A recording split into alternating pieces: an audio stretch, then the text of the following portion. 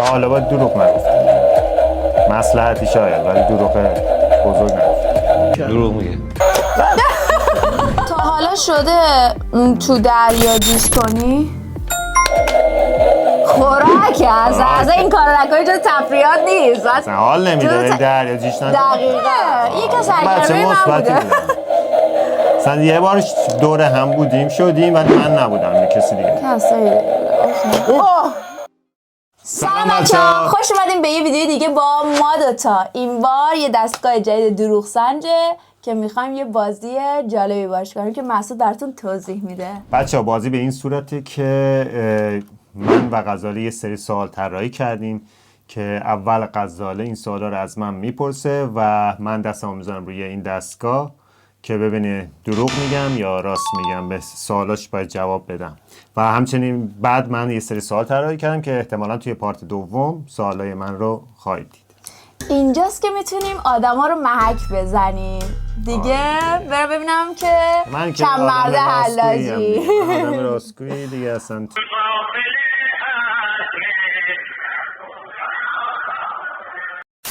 بچه‌ها لایک و کامنت و سابسکرایب یادتون نره، زنگوله رم بزنید و بچه‌ها تلگرام ما رو هم حتما عضو بشید که با هم گپ‌های خودمونی بزنیم.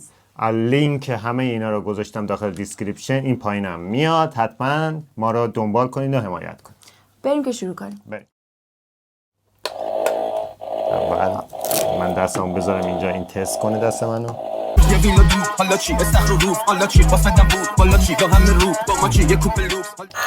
الان آماده. خب میریم شروع کنیم. امیدوارم که بچه‌ها سربلند بیرون بیای از این سربلند بیرون بیام و این بازی. چیز نکنم. خب باگ ندارم.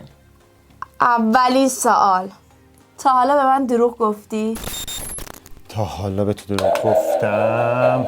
من تا حالا باید دروغ نگفتم. مصلحتی شاید ولی دروغ بزرگ نگفتم. دروغ میگه.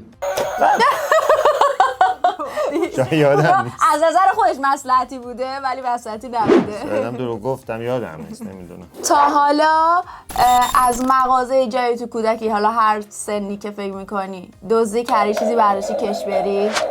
آره بچگی من فکر کنم کش رفتم ولی نه زیاد. ولی ببینیم. این دروغ گفتم. زیاد کش رفته.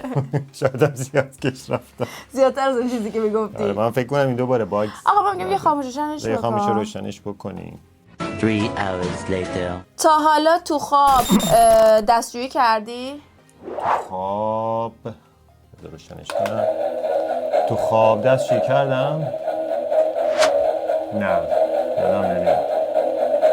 حالا شاید بچگی. تو خواب نه.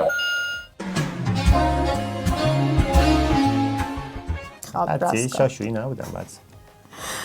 تا حالا از جیب بابات پول کش رفتی؟ از جیب بابام کش نرفتم کلا، ولی از تو داخل مغازه برمی داشتم ولی چون بابام خودش میگفت. حالا نمیدونم اون جزوش حساب میشه یا نه. آفر بابا دست والا بیچ شتکمون میکردیم. تا حالا تگری زدی؟ تگری که تا دلت بخواد. من زیاد من آدم نه اتفاقا تگری نیستم.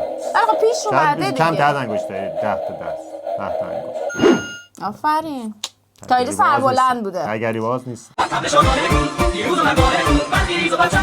دوستم داری؟ اون که معلومه من دوست دارم. چی فکر کردی؟ حالا بریم ببینیم. جونم مدمان سربلند.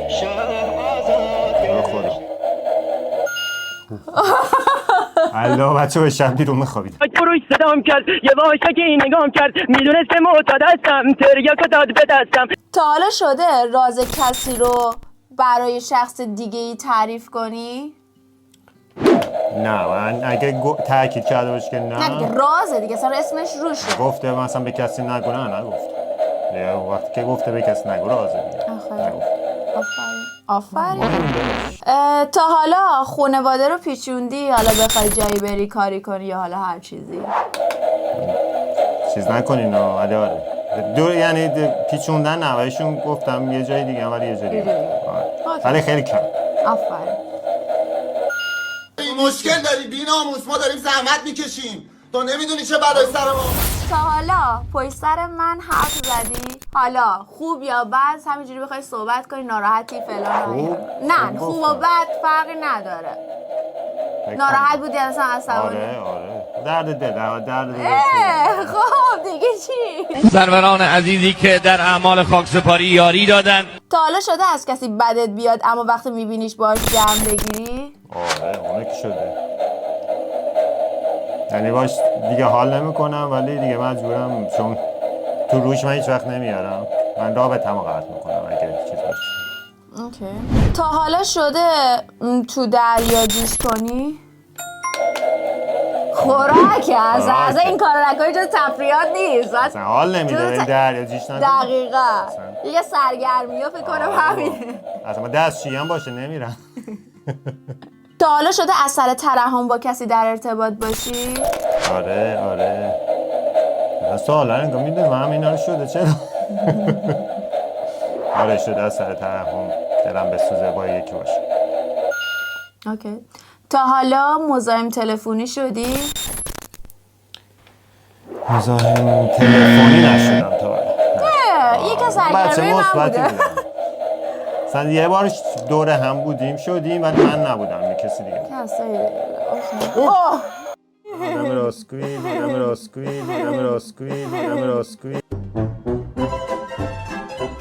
نمیدونم شاید یادم نمیاد. خودت بودی. اصلا خیسه بچه ها برقش خیلی قوی میگیره. خب بعدی نه ترس نه قوی نمیگیره. تا حالا شده مثلا تو هر سنی زنگ خونه رو بزنید فرار کنید؟ من یادم نمیاد، فکر نمی کنم زده باشه، حالا این مشخص میشه ولی من خودم یادم نمیاد حالا زنگ خونه رو زدم. من بچه مثبتی بودم زیاد کارای چیز نمی‌کردم. بچه خونگی بوده. دیدی؟ پس اینم درست بوده، درست گفتم. بچه این 99.9% میگن درسته.